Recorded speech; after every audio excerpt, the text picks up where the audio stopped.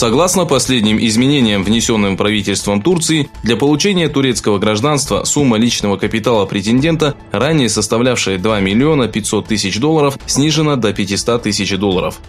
Минимальная стоимость недвижимости, приобретенной иностранцем, снижена с $1 миллиона до $250 000. По сообщениям Туркестан Пресс, данное изменение привлекло внимание большинства иностранцев, в том числе и китайцев. Не осталась незамеченной опубликованная в китайских источниках статья под заголовком «Заплати и получи турецкое гражданство». Рекламная кампания, поощряющая китайцев на получение гражданства в Турции, поддерживается и правительством Китая.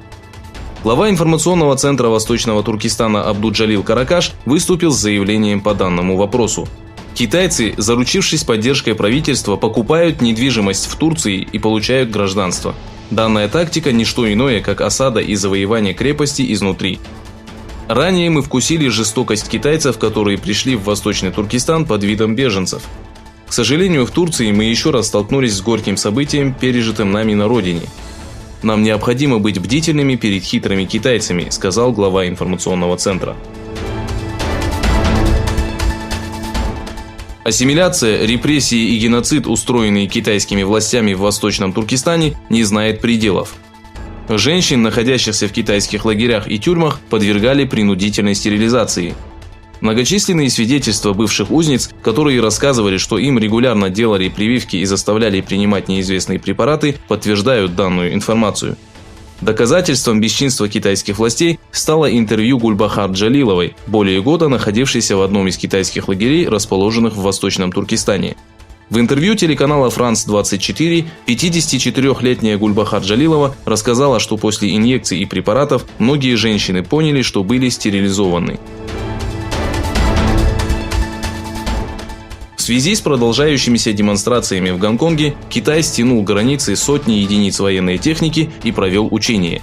Недалеко от Гонконга в провинции Шэньчжэнь были замечены конвои из сотен бронированных машин. Ответ китайских властей на заявление Запада, обеспокоенного усилением протестов в Гонконге, пришел незамедлительно. Китайские власти назвали действия западных стран вмешательством во внутренние дела Китая и призвали их держаться подальше от Гонконга. В свою очередь ООН также признала, что насилие и жестокость в Китае достигли угрожающих масштабов. В связи с односторонним решением Индии, лишившей Джамму-Кашмир особого статуса, Пакистан настоятельно призвал Совет Безопасности ООН созвать срочное совещание. Обращение в ООН направил министр иностранных дел Пакистана Шах Махмуд Курайши, который заявил, что Индия намеренно ведет провокативные действия в Джамму-Кашмире, автономный статус которого признан международным сообществом. Иранские СМИ сообщили, что подконтрольная Англии администрация Гибралтара выпустит нефтяной танкер «Грейс-1», который был задержан в прошлом месяце. Однако правительство Гибралтара опровергло данную информацию.